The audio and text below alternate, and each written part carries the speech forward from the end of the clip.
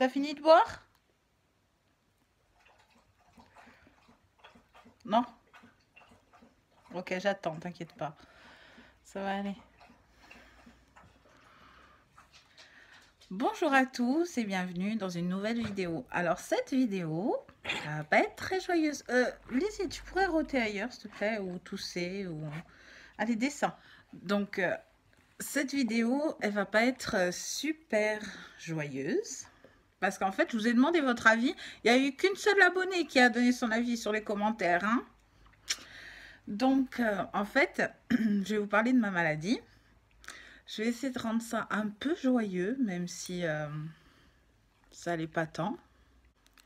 J'ai pas pris le trépied, j'ai pas trop préparé la vidéo, parce que je vais le faire avec mes mots, et le trépied sur le canapé, il faut que je sois confortable, ça va être un peu long, c'est compliqué. Enfin bon, passons.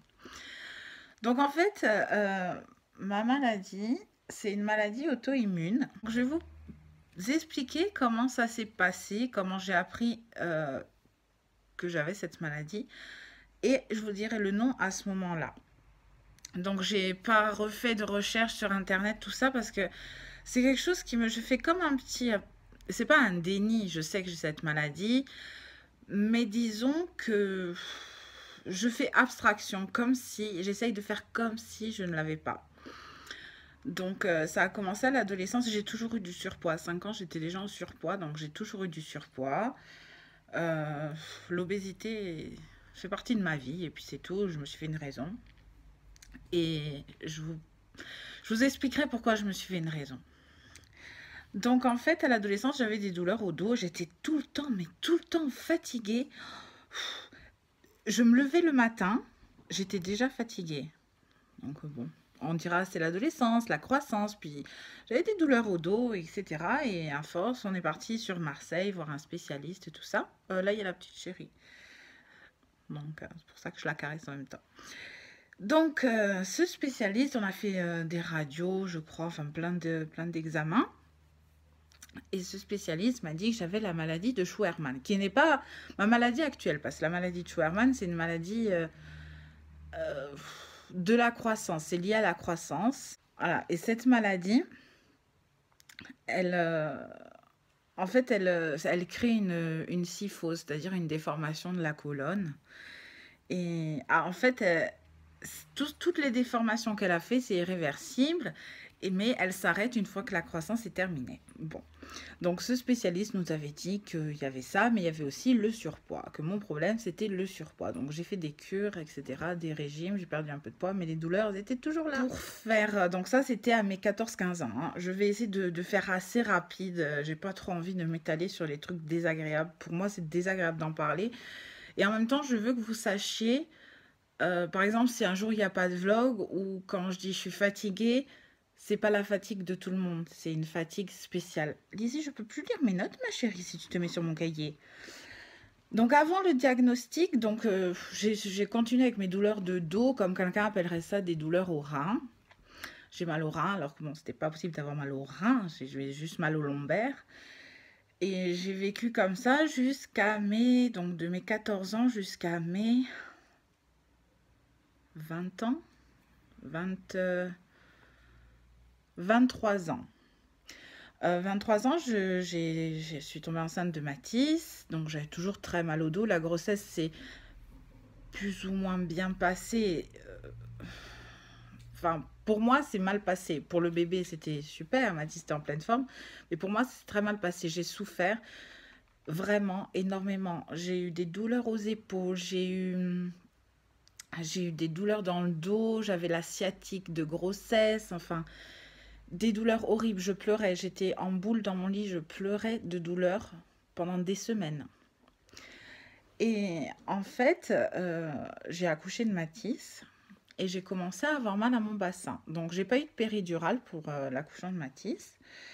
Ça a été rapide comme accouchement et tout à fait normal. Et j'ai commencé vraiment, mais vraiment à avoir mal au bassin, la nuit surtout. Donc, j'ai été voir un rhumatologue, mon premier, parce qu'il va y en avoir plusieurs. J'ai été voir un rhumatologue, j'ai fait scanner, j'ai fait scintigraphie.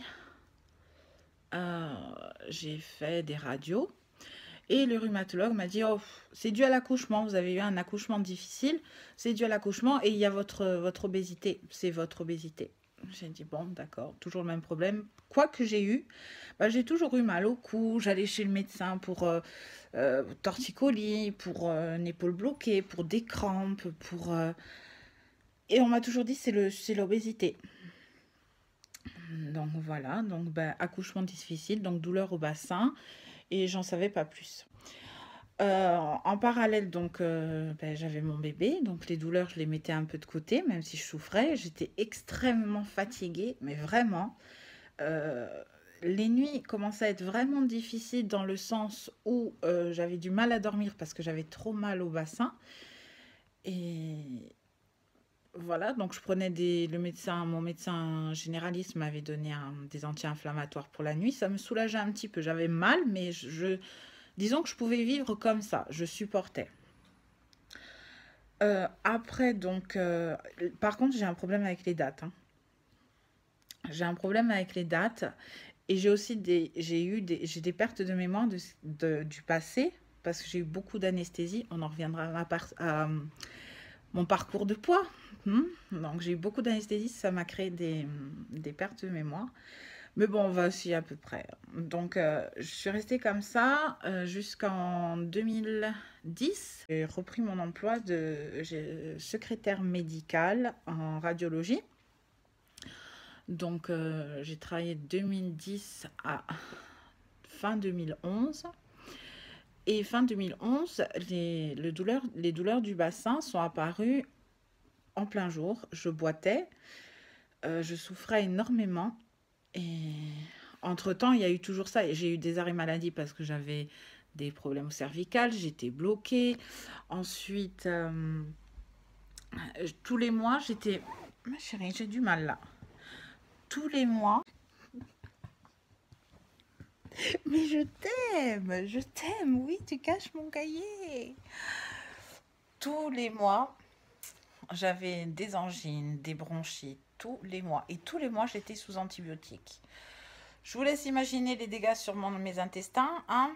Ça, c'est un autre problème. Ensuite, donc, j'en suis où? Ouais, je pouvais plus marcher et tout ça. Et donc, les médecins, les radiologues ont dit, mais écoute, on va te faire passer une radio du bassin. Bah, je dis d'accord, de toute façon, je suis sur place, j'avais déjà fait, c'était mon surpoids, c'était l'accouchement, donc bon. Mais bon, faut savoir que tous les soirs, je rentrais dans ma voiture après mon travail et je pleurais. Je pleurais dans ma voiture de douleur. De douleur. Voilà, tout simplement, je pleurais, recroquevillée sur mon volant comme une pauvre malheureuse, je pleurais de douleur. Et je me disais, en fait, les médecins, ils trouvent pas ce que j'ai. Alors, si peut-être j'ai un cancer des os, peut-être j'ai quelque chose. Après, on se fait plein de films et de trucs et personne ne trouve. Et je m'étais résignée ben, à avoir mon cancer des os et à mourir comme ça, délaissée, parce que personne ne s'occupait de moi. Et voilà, donc quand un des médecins m'a dit on va faire cette radio, j'ai dit oui. Et il me dit, donc il vient me voir à mon bureau, et il me dit, tu sais, est-ce qu'on t'a déjà parlé de spondylarthrite? Non. Dans la foulée, il me dit, il faudrait faire une IRM. Je dis d'accord, là je me dis, mais c'est quoi? Qu'est-ce que c'est? Arthrite? Moi j'entends arthrite, arthrose, parce qu'on m'avait dit oui, que j'avais de l'arthrose due à mon poids. Je dis, bon, bah, ça doit être un peu d'arthrose, mais bon, une IRM, enfin bon, paraît un peu... Et je boitais de plus en plus, etc. Et il me conseille d'aller voir un rhumatologue qui était juste derrière notre cabinet de radiologie. J'y vais et avec ma radio, avec mon IRM. Et il me dit, vous avez 6 hernies discales, donc 2 cervicales, 2 dorsales et 2 lombaires. Super, waouh, la classe. 6 hernies discales et vous avez une spondylarthrite ankylosante. Ok. Donc il me dit, il y a des traitements, mais moi je ne suis pas spécialiste là-dedans, il me l'a dit clairement. Et les traitements qu'on vous donne, c'est pas des bonbons, hein. Comme pour dire, tu sais, tu mens, en fait, c'est ton poids. Il faudrait perdre du poids. Vous avez qu'à manger une assiette à dessert, vous mangez la moitié et l'autre moitié le soir. Ouais, en fait, je m'affame, je maigris. Et parce que j'avais déjà maigri, hein, vous saurez plus tard que j'avais déjà maigri. J'avais perdu 30 kilos et j'avais toujours aussi mal, hein, si ce n'est plus. Hein, donc, surpoids, j'avais. Ah, je suis désolée, ça bouge. Oh, je vais essayer de me caler comme ça. Donc, le surpoids, je veux bien, mais ça va 5 minutes. Après, c'est l'excuse. Donc, voilà. Elle me dit, mais vous avez mal comment au dos? J'ai dit, ben écoutez, je vais vous faire simple. C'est le bassin et la nuit pour me retourner dans mon lit, ben, je tire mes draps, je m'agrippe au drap pour pouvoir tourner mon corps. Voilà, et le matin c'est Robocop qui se lève. Je veux dire, j'arrive pas à dérouiller, mais je marche comme si on marche sur des braises en fait, sur des petits cailloux. C'est ça, parce que les douleurs sont aussi sous le talon. Et c'est comme si je marche sur des petits graviers. Il y a plein de petits graviers chez moi et je marche pieds nus dessus. Donc je me tiens à la table, aux chaises, à 6 heures du matin. C'est folklore chez moi. Hein. Ouh. Donc voilà, après je vous passerai des détails. Genre aller aux toilettes à 6 heures du matin, pas avec une spondylarthrite. Non, non, non. Parce qu'il faut tourner le bassin pour... Donc non, mais le corps est très intelligent. Le corps s'habitue et le corps se programme que le matin, de 6 à 7, si tu te lèves à 6 heures, pendant une heure, tu n'es pas au taquet pour aller aux toilettes. Donc, on n'y va pas. À partir de là, c'est tout un parcours. Déjà, j'ai changé de rhumatologue. J'ai pris un rhumatologue qui était spécialisé dans la spondylarthrite, qui m'a pas dit c'est mon poids, il m'a juste dit oui, perdre du poids ça aide, mais quand je lui ai raconté mon parcours de poids, il a pu chercher à comprendre, à me faire maigrir, etc.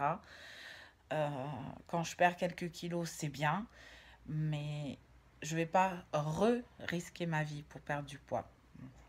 Suite à la prochaine vidéo sur le parcours du poids. Donc voilà, et donc je suis partie à Nice. J'ai vu un spécialiste de la spondylarthrite à Nice, un professeur, etc. Et il m'a donné un traitement qui se fait pour la spondylarthrite. C'était biothérapie. Les biothérapies, en gros, pour résumer, c'est comme des mini-chimios. Ça détruit ton système immunitaire. Après, si vous voulez plus de renseignements techniques sur la maladie, Google. Voilà. Et donc, il y en a plusieurs noms de médicaments. C'est des piqûres à faire une fois toutes les semaines, une fois tous les mois, une fois tous les 15 jours. Ça dépend quelle piqûre. Donc, j'ai eu une piqûre toutes les semaines avec un stress pas possible parce que voilà, c'est comme une mini-chimio. Donc, il peut y avoir des effets secondaires. Un exemple, vous avez vu le petit dépliant, la notice d'utilisation des médicaments comme elle est petite dans un autre Doliprane. Celle-ci, sans plaisanter, j'en ai pas gardé parce que ça me traumatise. Celle de la piqûre, elle devait faire peut-être 1,50 m de long, recto verso. Et d'habitude, les médecins vous disent toujours, n'oubliez pas de lire la notice avant de prendre le médicament. Et là, la chose qu'on m'a dit, c'est surtout ne lisez pas la notice avant de faire la piqûre. Oui, mais moi, je l'ai lu. Je l'ai lu, j'aurais peut-être pas dû, hein, mais je peux pas prendre quelque chose sans savoir ce que je prends. Et du coup, j'ai pleuré, oui, comme une conne. J'ai pleuré sur ma notice. Hein, j'ai bien pleuré parce que des effets secondaires, c'est pas une réaction, un eczéma, enfin, des vomissements, des maux de tête. Oui, il y a ça. Mais il y a aussi effets secondaires cancer. Sympa. Infection généralisée, septicémie et je vous en passe. Hein, j'ai pas tout retenu parce que bien sûr c'était immense. Donc en fait, après il faut prendre des précautions. Je suis devenue hypocondriaque. Hein. On me soupçonnait avant d'être hypocondriaque. J'allais toutes les semaines chez le docteur en me disant ah j'ai mal au cou, j'ai mal à la hanche, j'ai mal aux chevilles, j'ai mal. Pour le coup, je suis devenue hypocondriaque envers les microbes. Aller dans un supermarché, ça m'angoissait. T'as plus de système immunitaire, voilà. Non, Lizzie, c'est pas pour toi, ma chérie. Donc, voilà. Ça, c'est vraiment en gros. Hein, je vous dis en gros. Hein, les étapes psychologiques pour les passer. Et puis après, bien évidemment, entre-temps, je me suis renseignée sur qu'est-ce que c'était cette maladie. Et cette maladie, elle soude les os du corps entre eux. Alors, principalement, c'est le bassin qui est touché, la colonne vertébrale. Et puis après, il peut y avoir toutes les articulations périphériques, c'est-à-dire les talons. Les talons sont beaucoup touchés. Chez moi, sont touchés. Les chevilles, les coudes, enfin toutes les articulations. Et elles se soudent entre elles. Sauf que après, j'ai eu des douleurs au sternum, juste là. Donc ça veut dire que la maladie touche mon sternum. Et au fil des années, si elle évolue, enfin, elle évolue parce que voilà, bah, imaginez le sternum qui tient les côtes, ben, je pourrais plus respirer, hein, puisque ma cage thoracique sera toute soudée, je pourrais plus respirer. Faire court.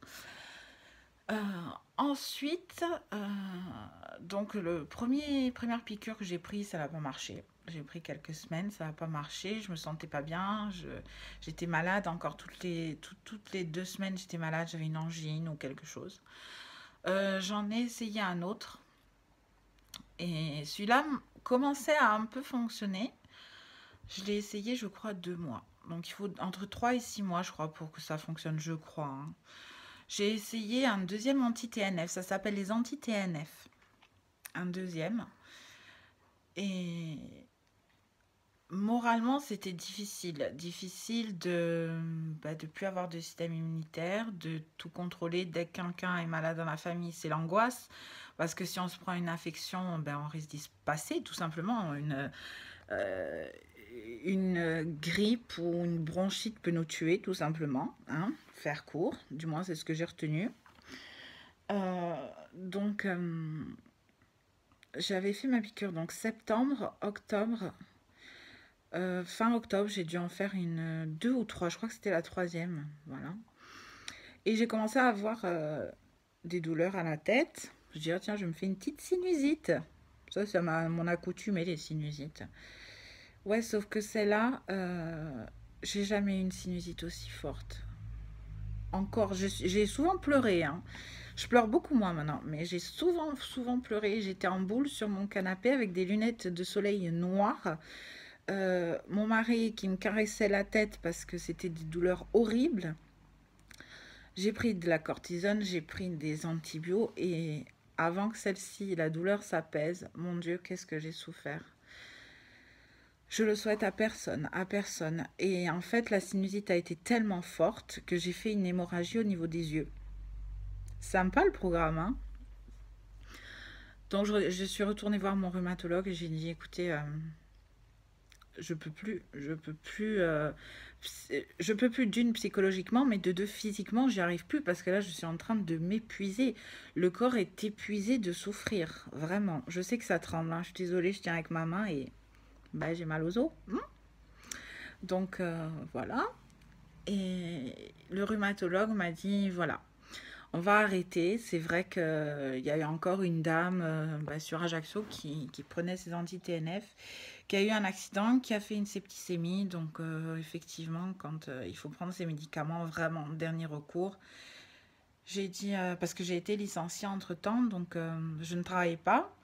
Je lui ai dit, je ne travaille pas, je peux gérer mes douleurs. Donc anti-inflammatoire. Et on gère comme ça jusqu'à je ne puisse plus, jusqu'au fauteuil roulant. Si le fauteuil roulant est là, juste là, prêt, je prendrai ces anti-TNF, j'en essayerai d'autres. Mais là, dans la balance bénéfice-inconvénient, vaut mieux que je les prenne pas. Donc voilà où j'en suis aujourd'hui. C'est-à-dire que j'ai juste des anti-inflammatoires que j'essaye de ne pas prendre. Je prends le moins souvent possible parce que voilà, en fait, la vidéo du poids, tout est en corrélation. C'est-à-dire que j'ai été opérée peut-être 6 fois de l'estomac à cause d'une chirurgie contre l'obésité. C'est pour ça qu'il faut que je fasse cette vidéo poids. Et donc, je ne peux pas prendre trop d'anti-inflammatoires pour mon estomac qui a été martyrisé. Mais mon mot est faible. Donc, voilà, je prends des plantes. C'est sûr, c'est pas extra, hein. Je prends du propolis, je prends de temps en temps un gelée royale, j'alterne, je prends de l'huile d'onacre, je prends de la spiruline, j'essaye plein de choses en homéopathie. Je tiens. En fait, c'est pas, je ne souffre pas. Je souffre. Là, actuellement, je vous parle, je souffre à ma hanche. Je sais que la vidéo, là, ne va pas durer encore très très longtemps parce qu'il faut que je bouge. Parce que le mouvement de mes articulations me soulage. Donc la journée, ça va, je peux me relever. Moi, je reste pas longtemps sur le canapé. Hein, ça, c'est clair. Vous n'allez pas me voir souvent sur le canapé, juste pour ma petite sieste, et puis c'est tout. Et mais imaginez en pleine nuit quand on souffre que je me lève à moitié endormie parce qu'épuisée, il faut que je marche pour dérouiller et après je me recouche. Et quand je me recouche, je suis bien, je me dis oh, qu'est-ce qu'il est moelleux cet oreiller, je suis bien dans mon lit. Et 5 minutes après, en fait, l'oreiller s'est transformé en une pierre, c'est une roche, l'oreiller, tellement il est dur. Alors que bon, c'est pas l'oreiller, hein, c'est mes cervicales, c'est mes os, quoi. Voilà. Et quand mon fils, quand il était plus petit, et pour lui expliquer, je disais, tu sais, maman, c'est la princesse au petit pois. Dès qu'il y a un pli dans le lit, je mets 3 heures pour m'installer. Dès qu'il y a un pli de vêtements, c'est horrible la douleur. On dirait que je suis maigre, maigre, la peau sur les os, alors que pas du tout. C'est faux. Et voilà. Et après, il y a plein de choses qui se mettent avec cette maladie. C'est-à-dire que la fatigue, c'est dès le matin au réveil. Il n'y a pas de... Je vais pas me dire dans la journée, oh, je pète le feu. Non, non, je suis fatiguée H24, même en me levant le matin. Euh, et après, il y a quoi? Il y a cette raideur le matin, c'est sûr, je vous ai dit, Robocop se lève. Il y a tous les inconvénients d'avoir une maladie qui touche les os, c'est que le sport, je peux pas. Donc la marche il faut que ça soit hyper plat pour que je puisse marcher. Dans le sable, c'est une torture. Tout est rentré dans la voiture, faire ses lacets, tout ça, des gestes quotidiens, c'est très très très très dur pour moi. Et il y a une histoire, vous pouvez la trouver sur Google, je pense. C'est l'histoire des petites cuillères. Et c'est une jeune fille qui a un lupus, c'est une maladie aussi auto-immune, je crois. Et elle décrit comment ça se passe sa journée. Et c'est exactement ça. Prendre la douche pour quelqu'un en bonne santé, c'est juste je vais prendre ma douche. Pour moi, c'est oh purée, il faut que je prenne la douche. Si je prends la douche, je vous donne un exemple, je vais pas pouvoir passer le balai. Donc la douche c'est tous les jours, hein. Donc aujourd'hui on fera le balai et puis demain on fera, je sais pas moi, une machine. Bon, j'exagère parce qu'après on force toujours un peu. Mais voilà, il y a un quota le matin quand je me lève, plus ou moins. Je me dis, ah, aujourd'hui, par exemple, j'ai 100 petites cuillères, j'ai 10 petites cuillères. Alors la douche, c'est une cuillère. Faire la vaisselle, c'est une cuillère. Faire le repas, c'est une cuillère. Donc ça part très vite. Aller en ville prendre mes courses, c'est une cuillère. Donc suivant les matins, j'ai plus ou moins de quota. Il y a des matins où je vais avoir 5 cuillères et puis d'autres matins, je vais en avoir 20. Donc voilà, mais le plus difficile, c'est de pas trop le faire ressentir dans la vie de famille. À mon mari, à mon fils, je fais comme si j'avais pas mal. Euh, comment dire? Nope. À pas pleurer sur YouTube, hein? Voilà, on s'est repris, hein? Ça, c'est un gros bonheur. Ça aide beaucoup. Mon chien m'aide beaucoup. Donc oui, c'est du boulot. Oui, il y a les poils. Oui, il faut faire plus de ménage. Mais c'est... Quand je suis pas bien, elle reste avec moi. Des fois, je suis pas bien, je reste sur le canapé. Elle reste avec moi. Elle le sait. Sinon, elle va dans son panier. Elle va avec Jean-Claude, avec Mathis. Mais quand je suis pas bien, elle est là. Elle est là. Hein, ma petite chérie? Voilà. Et après, donc, c'est vrai que c'est un peu bizarre de la poster à 4 jours de Noël, cette vidéo. Mais je vous ai pas tout dit sur la souffrance que c'est. Mais juste apprécier. Il faut que je termine cette vidéo, hein. Il y a la vaisselle qui m'attend, donc une petite cuillère. Apprécier. Apprécier chaque chose. Apprécier de vous lever le matin et d'aller travailler. Parce que c'est un luxe, vraiment. Appréciez de prendre une douche, de sortir de la baignoire ou de la douche, de s'essuyer et d'être juste bien parce qu'on s'est douché. Appréciez de marcher. Appréciez vos balades. Appréciez quand vous sortez de chez vous la prochaine fois. Levez la tête et regardez le ciel et appréciez. Voilà, appréciez chaque instant de ne pas souffrir. Et en même temps, pensez à ceux qui souffrent et que ça se voit pas forcément. Quand on me voit pas malade. Et pourtant, donc voilà. Donc, maintenant, le sujet est clos. Donc, c'est expliqué, c'est pas bien expliqué parce que j'ai pas préparé à part noter 2-3 trucs qu'il fallait que je vous dise, mais c'est pas bien expliqué. C'est pour ça que j'aime pas en parler parce que ça me remue et le stress favorise les douleurs, mais à donf, comme dirait. Donc, le stress, c'est terrible. Dès qu'il y a un stress, la douleur apparaît. Donc, je veux pas parler des choses négatives. Donc, voilà, vous êtes au courant. C'est dossier classé. Maintenant, si vous avez des questions, vous pouvez me les poser en privé. Non, ma chérie, oh, les pâtes, c'est pas très propre. Hein. Donc, vous pouvez me les poser en privé. Il n'y a pas de souci, je répondrai avec un grand plaisir. Et mon seul mot, appréciez, appréciez, appréciez. Appréciez votre Noël qui arrive, appréciez votre famille, appréciez tout chaque instant parce que on ne sait pas ce qui est fait du lendemain, hein, ce que la vie nous réserve. Des fois, c'est bonnes surprises et des fois, c'est pas des bonnes surprises. Et toujours garder le sourire. Ce que disait mon mari dans le husband tag, avec tout ce que tu as, je sais pas comment. Ben parce que tu pleures 5 minutes pour évacuer, mais après, il n'y a rien de plus beau que de sourire, hein. Je vous fais d'énormes bisous et je vous dis à très vite parce que je commence à vlogger. Oui, ma beauté, je commence à vlogger samedi, je crois bien. Donc, c'est pas samedi, c'est dimanche. En tout cas, à partir de dimanche, lundi 25, dimanche, lundi, mercredi, il y aura des vlogs. Je vous fais de gros bisous. Merci de nous suivre, de me suivre, parce que je suis plus présente que Jean-Claude et Mathis sur les vidéos. Et je vous adore, je vous fais de gros bisous.